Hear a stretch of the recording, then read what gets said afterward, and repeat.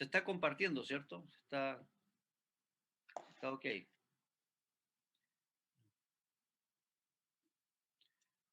Conoce el verdadero amor.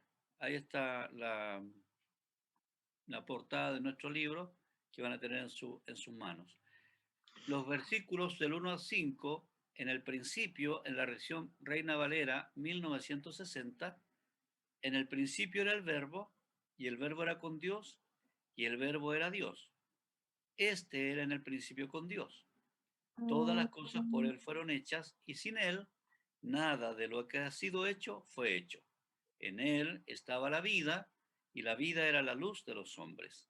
La luz en las tinieblas resplandece, y las tinieblas no prevalecieron contra ella. Mientras pasamos a la siguiente versión de este mismo capítulo, de este mismo párrafo, eh, orientar a quienes están recién teniendo contacto con la Biblia, que la Biblia en sí no fue dictada por Dios de una manera lineal, ni tampoco uniforme. Dios, por su Espíritu Santo, inspira a una persona común como nosotros, y esa persona escribe inspirado por Dios, pero le pone al escribir su marca distintiva. Por eso uno puede diferenciar entre lo que escribe Juan y lo que escribe Pedro, lo que escribe Pablo, porque son diferentes personas que han escrito inspirado por Dios, pero cada uno lo escribe desde su experiencia, desde su perspectiva, y le pone además el toque de su personalidad. Entonces, cuando uno en algún debate, en alguna conversación con alguna persona, no es suficiente que uno diga, la Biblia dice tal o cual cosa. Es cierto que la Biblia lo dice, pero más específico, en una cosa más específica, es bueno decir, según San Juan, o según el apóstol Juan, o según el apóstol Pedro, y entonces uno va entendiendo de que es esa persona la que escribió eh, tal afirmación que uno pueda estar defendiendo en un momento dado. Entonces, por eso es importante diferenciar los escritos. Ya Juan no escribe igual que Pablo, ni que Pedro. Pablo tenía su propio estilo, Pedro su propio estilo, y Juan tiene su estilo muy particular además. Entonces, dicho eso, Dicho eso, cuando la Biblia se ha canonizado, o sea, se le ha nombrado como consagrado, como algo sagrado, entonces muchos libros, como en este caso, toman el nombre de la persona que supuestamente es el autor. Como ya hemos visto en el verano, algunas personas dicen que el discípulo amado y Juan son dos personas distintas, que el que escribió este y Juan son dos personas distintas. Nosotros no vamos a ir por esa línea, nosotros creemos que Juan es el discípulo amado y que Juan es el que escribió este libro, el mismo que escribió el Apocalipsis. Entonces, en ese entendido, estamos acercándonos al texto de nuestro estudio. En el principio, dice la Reina Valera actualizada, Reina Valera actualizada. En el principio era la palabra, y la palabra era con Dios, y la palabra era Dios. Ella, la palabra, era en el principio con Dios. Todas las cosas fueron hechas por medio de ella, por la palabra. Y sin la palabra, sin ella, no fue hecho nada de lo que ha sido hecho. En ella, la palabra, estaba la vida, y la vida era la luz de los hombres. La luz resplandece en las tinieblas, y las tinieblas no la vencieron. Aquí podemos ver otras palabras, básicamente más actuales, para, para traducir este mismo texto. Vamos a ver otro más. La NBI dice, en el principio ya existía el verbo. Fíjese que en la 1960 dice, en el principio era el verbo. Aquí habla, ya existía el verbo. Y el verbo estaba con Dios y el verbo era Dios. Él estaba con Dios en el principio. Por medio de él todas las cosas fueron creadas. Sin él, nada de lo creado llegó a existir. En él estaba la vida y la vida era la luz de la humanidad. Esta luz resplandece en las tinieblas y las tinieblas no han podido extinguirla. Qué maravillosa palabra. Fíjese que en cada versión se enriquece más el texto. Vamos a ver una más, la NTV. En el principio la palabra ya existía. ¿Ya? La diferencia entre la Reina Valera 1960 dice el principio era, la NBI y NTV dicen existía, y la Reina Valera actualizada cambia la expresión palabra eh, no, por la palabra, está bien. Verbo por palabra, igual que en la NTV acá. La palabra estaba con Dios y la palabra era Dios. El que es la palabra, el que es, fíjese los tiempos, el que es la palabra existía en el principio con Dios. Dios creó todas las cosas por medio de él y nada fue creado sin él. La palabra le dio vida a todo lo creado. Esto es lo que más me gustó de las traducciones, por lo que vamos a explicar un ratito más. La palabra le dio vida a todo lo creado y su vida trajo luz a todos. La luz brilla en la oscuridad y la oscuridad jamás podrá apagarla. Ahí entonces tenemos las tres versiones, cuatro vimos hoy día, de este mismo pasaje. Ahora, con esto queremos nosotros afirmar la preexistencia de Jesús. Entendamos que los otros evangelios sinópticos, Mateo, Marcos y Lucas, escriben acerca de Jesús a partir del nacimiento de Jesús. Estos tres evangelios se refieren a Jesús desde su nacimiento hacia adelante.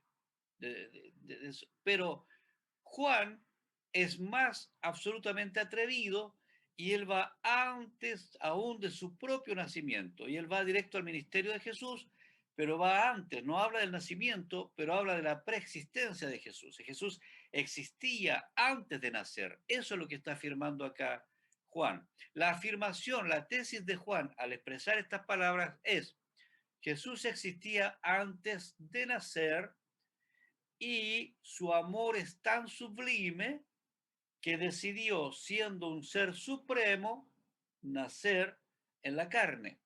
Ahora, aquí vemos que este texto está más dirigido al pensamiento griego que al pensamiento hebreo.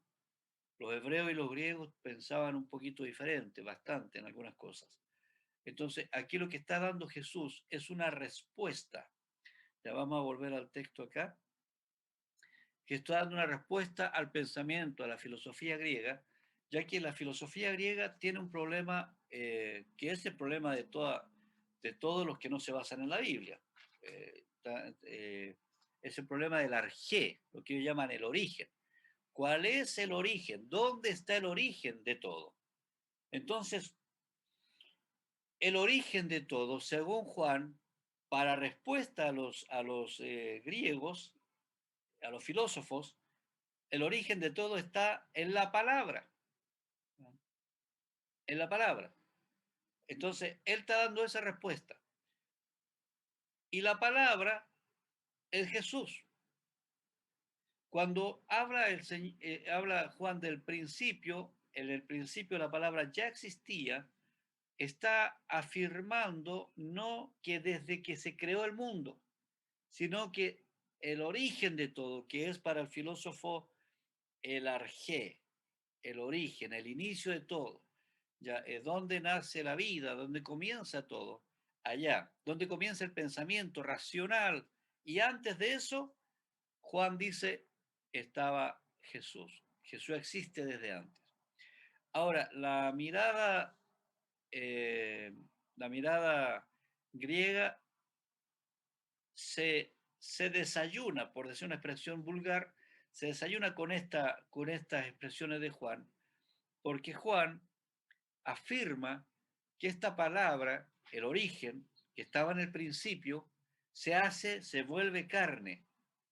Y hoy día nosotros vemos, bueno, Jesús es el verbo encarnado. Nos suena muy común, muy normal, pero no era normal para la filosofía griega, para el pensamiento que había en ese tiempo, porque para el griego, eh, para el griego, el hombre estaba dividido en espíritu y cuerpo. En esta división hace que el cuerpo, que la carne, también usada la misma palabra que usa Pablo cuando habla de la carne, la lucha entre la carne y el espíritu, para el griego la carne es esencialmente mala. Es decir, todo lo que nace de la carne es malo y todo lo que nace del espíritu es absolutamente bueno. Entonces, Jesús, para el griego, la interpretación de los griegos para Jesús no era carne completamente, porque si era bueno no podía estar en algo tan malo. Entonces, para el griego, Jesús era una especie de ente, una especie de holograma, como podríamos decir hoy día, una especie de fantasma, ese que caminaba sobre el agua, ¿ya? Que según algunos él como que caminaba y no dejaba huellas. Entonces, así lo pensaban los griegos a Jesús. No lo pensaban completamente de carne, sino que parecido a la carne, similar a la carne, pero no podía ser de carne porque era demasiado bueno Jesús. Eso es lo que decían los griegos. Pero Juan responde a este pensamiento diciendo la palabra que se hizo carne, es decir, el verbo que está, ahora vamos a ver la otra parte, ¿eh? En la carne, ¿cierto? La carne, Jesús nace de carne y hueso, eso está diciendo, y habitó entre los hombres, y esa misma carne en donde nació Jesús era la luz de los hombres. Es decir, alguien humanamente y terrenalmente, como una vid con las raíces en la tierra, alguien es completamente humano y completamente bueno. No hay explicación para eso para los griegos. No hay ninguna forma de que los griegos puedan entender que un ser humano nacido en la carne sea completamente bueno. Y eso es lo que defiende Juan en este caso. Ahora, lo interesante es que así como defiende lo terrenal, la humanidad de Cristo, también defiende la divinidad de Cristo y así parte, porque dice, en el principio ya existía, el principio era el verbo, el principio, ya existía el verbo. ¿Ya? Y esto de ya existía, en el principio, dice, en el arjé del griego, ya Jesús estaba, en el principio ya era el verbo, ya era la palabra, ya existía. Es decir, él está hablando de una preexistencia en sí mismo. Jesús no fue creado ni es la primera criatura de Dios, como algunos sectas llegan a enseñar. No, él ya existía antes y la palabra estaba, la expresión con Dios, el verbo estaba con Dios. Valga la explicación, el verbo estaba con Dios. La expresión el verbo tiene dos sentidos distintos para quien lo lee. Eh, Cuando lo lee un griego, está creyendo que el verbo, que es la palabra, es el origen de la razón. ¿No? El origen de la razón. Cuando lo lee un hebreo, está creyendo que es Dios mismo. Entonces Juan hace este juego de pensamientos entre el hebreo y el griego para expresar que el verbo, que es el origen de la razón, es el mismo Dios que nace como carne. No sé, a mí me fascina estas reflexiones. No son tan prácticas aparentemente, pero qué importante es que nosotros podamos descubrir que nuestro Dios, la grandeza de Dios y la pequeñez a que llegó con nosotros. La expresión el verbo, cuando dice el verbo era con Dios, vamos a mirar la versión 1960, y el verbo era con Dios, la expresión con al lado de se refiere que estaba ahí, una relación íntima, de unidad íntima.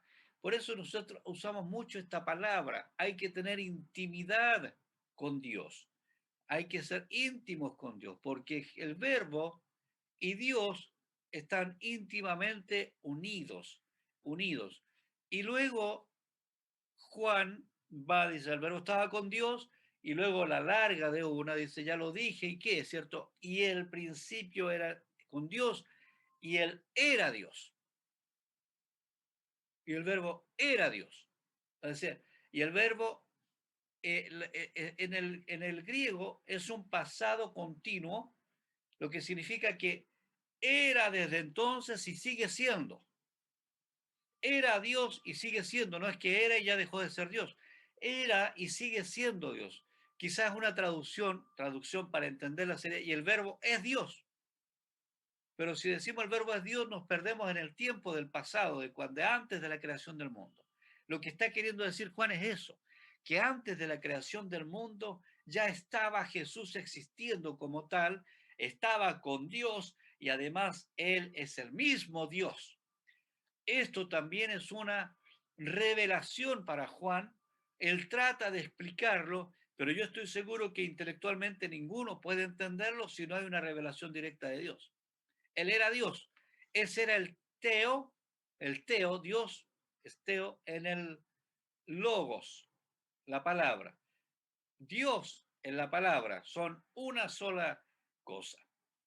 Entonces, esencialmente está diciendo Juan, Jesús, que es el verbo, que es la palabra, era con Dios, estaba al lado de Dios, pero a la vez esencialmente era el mismo Dios. Ahora fíjese otra vez el versículo 2, este era en el principio con Dios al lado. Y ahora viene una afirmación completamente radical, revolucionaria para el momento. Todas las cosas por Él fueron hechas. Versículo 3. Y sin Él, nada de lo que ha sido hecho fue hecho. Fíjese cómo lo dicen las otras versiones. Reina Valera actualizada, versículo 3. Todas las cosas fueron hechas por medio de la palabra. Y sin la palabra no fue hecho nada de lo que ha sido hecho. A ver, cuando Dios en el Génesis, en el principio creó Dios, dice el Génesis, Bereshit bara Elohim. En el principio creó Dios los cielos y la tierra. Y luego dice, y dijo Dios, y dijo Dios. Al salir, una forma de explicarlo, al salir de la boca de Dios, quien activa esa palabra, esa expresión, es Jesús el que hace la creación. Es decir, dijo Dios, es la palabra que sale de la boca de Dios, es la que se genera, es el Jesús mismo el que está creando todas las cosas. Entonces ahí vemos nosotros la unidad del Padre con el Hijo en el acto de la creación. Dice la expresión que en el principio el Espíritu de Dios se movía sobre las aguas, pero luego dijo Dios, dijo Dios, dijo Dios, dijo Dios, está expresando palabra. Y esa palabra es Jesús. Es el ejecutante activo de lo que se está creando. Ahí está Jesús presente. Es decir, está presente de antes de la fundación del mundo, existe desde antes del principio del griego, antes del principio de todo, Él es el principio, está activo en el momento de la creación porque todo lo que nacía en la mente de Dios, por decirlo, para explicarlo, Dios lo pensaba, Jesús lo ejecutaba. Haremos, dijo Dios, yo lo iba pensando y Jesús lo iba ejecutando. Entonces él está diciendo que Jesús estaba desde siempre con Dios, nunca estuvieron separados. Acuérdense que Jesús cuando oró al Padre dijo, Señor, devuélveme la gloria que tenía contigo desde el principio, desde antes. Entonces Jesús dejó su gloria para nacer como un ser humano común y corriente. Pero él estaba desde antes. Él no nació en el pesebre. Él existía antes. Y vamos a detallar un poco más sobre eso. Luego dice, en ella, en la palabra, estaba la vida. Y la vida era la luz. Fíjese cómo se le atribuye a Jesús, en él estaba la vida, en Jesús. Y la vida era la luz de los hombres. ¿Cómo se le atribuye a Jesús la característica creativa de dar vida? Porque, vuelvo a insistir, una forma de entender nosotros, Dios lo pensaba, Jesús lo ejecutaba, es la palabra. En él estaba la vida y la vida era la luz de los hombres. Entre los yo soy, los 7 que vamos a ver, uno de ellos es yo soy la luz. Yo soy la luz. Ahora, la luz, dice el versículo 5, en las tinieblas resplandece y las tinieblas no prevalecieron contra ella. En él estaba la vida y la vida era la luz de los hombres. Yo soy la luz del mundo, dijo Jesús. ¿Cómo se manifiesta esta luz? Con vida espiritual, con vida espiritual, con parámetros morales y éticos, con conductas apropiadas a la luz, porque el hombre que ama a la mujer, el ser humano, que ama el pecado, busca la oscuridad para que la luz no le resplandezca y se muestre tal como es. Por eso anda buscando la oscuridad. Entonces, Él es la luz de los hombres. Y la vida es la luz de los hombres. La luz de las tinieblas resplandece y las tinieblas no prevalecieron contra ella. ¿Se acuerdan ustedes el Salmo 119? Lámpara es a mis pies tu palabra y lumbrera a mi camino. Él es la luz. Él es el que ilumina nuestra vida, nuestra existencia. Él nos da existencia y la ilumina a la vez. En Juan, en el capítulo 8, versículo 58, Jesús les dijo, de cierto os digo, antes que Abraham fuese, yo soy. Fíjate, esta expresión de yo soy, vuelvo a insistir, es una expresión en donde Jesús afirma su divinidad en el yo soy de Jehová, allá en el Éxodo capítulo 3. Y Jesús usa mucho el yo soy acá en el libro de Juan. Si ustedes podrían buscar al leer cuántos yo soy, el mismo dice yo soy. Y uno no le da significado porque yo soy Leobaldo. Lo ve en ese contexto. Pero creo que Jesús estaba haciendo una expresión más espiritual y más profunda en cada yo soy. Tal como cuando se molestó y botó la mesa de los cambistas y vinieron a recriminarle los sacerdotes, los fariseos, le dijeron, ¿quién te crees tú que eres? ¿Por qué estás haciendo esto? ¿Con qué autoridad estás echando a perder nuestro negocio religioso? Y Jesús le dice, bueno, destruyan este templo, en 3 días lo vuelvo a construir. Ellos pensaban y le dicen, bueno, ¿de dónde lo vaya a construir en 3 días? ¿Ah? Refiriéndose, ¿cierto?, al tiempo que había tomado construir un templo. Pero Jesús no estaba hablando, dice Juan, explica eso, dice, Juan no se estaba refiriendo a ese templo de piedra, se estaba refiriendo al templo a su templo, a su cuerpo, que iba a ser muerto y iba a resucitar. ¿Cuándo se dieron cuenta de esta expresión los discípulos? Cuando ya Jesús había muerto y había resucitado. Entonces Juan escribió los relatos y dio la explicación posterior al hecho mismo. Y ahí lo explica de mejor manera. Entonces Jesús, cuando dice, destruyan este templo, no está hablando de ese templo de piedra, está hablando de su cuerpo. Entonces está hablando algo espiritual. Lo mismo pasa con los yo soy.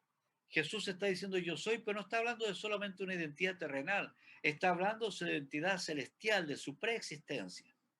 En el Salmo 92 dice, antes que nacieses, si naciesen los montes y formasen la tierra y el mundo, desde el siglo y hasta el siglo, tú eres Dios. Hay esa expresión, es decir, si Dios, si Jesús, si el verbo estaba con Dios, si el verbo era Dios, entonces es fundamental entender que ese verbo tiene existencia desde antes y que todos los atributos que se le otorgan a Dios también le pertenecen a Jesús. Ahora, para el tiempo presente, para el tiempo presente, muchas personas confunden entre orar a Dios, entre orar a Jesús y entre orar al Espíritu Santo. Bueno, básicamente, teológicamente, no sería correcto orar al Espíritu Santo porque Él intercede por nosotros. Lo correcto es orar en el nombre de Jesús eh, y orar al Padre en el nombre de Jesús. Entonces, en esta Trinidad, nosotros vemos las diferentes acciones de Dios a favor de nosotros los seres humanos. Pero en realidad el Padre, el Hijo y el Espíritu Santo son uno solo, cuya existencia es antes de la fundación del mundo. ¿Ya? Ya Juan, todas las cosas por él fueron hechas, y sin él nada de lo que ha sido hecho fue hecho. Nada de lo que existe existiría. ¿Ya? Nada, o sea, si no hubiese estado Jesús para ejecutar el pensamiento del Padre, no habría nada, no existiría nada. Esto lo que está diciéndole Juan en la cara a los griegos, es decirle, toda la existencia se debe a un ser, a una persona, y como tal, ¿cierto? Como tal, él ya existía. Como él existía, ¿ya? Se me cambió el... Ya. Es antes, dice Colosenses, según la versión del apóstol San Pablo, él es antes de todas las cosas. Ahora, fíjese cómo es importante cuando uno va al texto ver cómo lo dice Juan, cómo lo dice Pablo aquí cuando escribe a los Colosenses. Él es antes de todas las cosas. En el fondo está diciendo lo mismo que Juan está afirmando con su experiencia de haber estado con el Mesías. En Miqueas, el Antiguo Testamento, el profeta del Antiguo Testamento, capítulo 5, versículo 2, dice, ¿quién es aquel que nacería? Él es aquel cuyas salidas son desde el principio, desde los días de la eternidad. Está afirmando que la venida del Mesías es desde la eternidad. Es decir, que el Mesías no iba a ser un ser humano común y corriente, sino que era alguien completamente diferente a todos los seres humanos que existieron antes y que iban a existir después. El versículo 30 del capítulo 1 dice, Juan el Bautista, después de mí viene un varón, el cual es antes de mí, porque era primero que yo. Ahora, si uno ve por la edad, Juan era mayor que Jesús. Entonces, ¿por qué Juan el Bautista está diciendo que Jesús era antes que él? Naturalmente porque Juan veía en el Mesías la preexistencia, lo que nosotros estamos descubriendo hoy día. Jesús existía antes de nacer. Y aquí, en este Evangelio de Juan, nosotros podemos descubrir dos, dos naturalezas de Jesús. Es el único ser humano que tuvo estas dos naturalezas conviviendo en él mismo. La naturaleza divina, que Él es antes de todas las cosas, en el principio era el Verbo, Él es el Altísimo habitando en cuerpo humano, pero a la vez es completamente humano. ¿Ya? Él nació como un ser humano común y corriente, vivió como un ser humano común y corriente. La gran característica de Jesús es que siendo un ser humano común y corriente, Él no cometió pecado como nosotros no podemos decir lo mismo de nosotros. Entonces, siempre que nosotros vemos a Jesús, desde la mirada de Juan, vemos estas dos características. Es divino y es humano. El principio era el verbo, pero el verbo se hizo carne. Él es la luz, pero la luz habitó entre las tinieblas. ¿Me entiendes? Hace esa relación de lo grande que es, pero lo pequeño que se hizo. Para el apóstol San Pablo sería en Filipenses 2, ¿cierto? Que se humilló a sí mismo. Entonces, ahí vemos las dos naturalezas de Jesús. Siempre que piensa en Jesús, piensa en estas dos naturalezas que quiere defender Juan, que quiere darnos a entender Juan. La naturaleza divina, 100% Dios, esto es cristología de arriba, 100% Dios. y la naturaleza terrenal, 100% humano, Cristo de abajo. Entonces, tenemos esas dos características habitando en el mismo Jesús. Ahora, para explicación de preguntas posteriores, esto no quiere decir que Jesús usara de su divinidad para desarrollar su vida terrenal. Él tenía que ir a orar, buscar la presencia del Padre, buscar el consuelo, el apoyo del Padre en todo momento, tal como nosotros necesitamos hoy día. Entonces Jesús no se valió de su divinidad para ser una persona extraordinaria. Muy por el contrario, Él se hizo obediente hasta lo sumo y no usó sus poderes divinos para vivir entre nosotros. ¿Ya? Es una humillación muy poderosa. Juan 8:56, eh, Juan 8:56, Jesús dijo a Abraham, vuestro padre se gozó de que había de ver mi día, y lo vio y se gozó.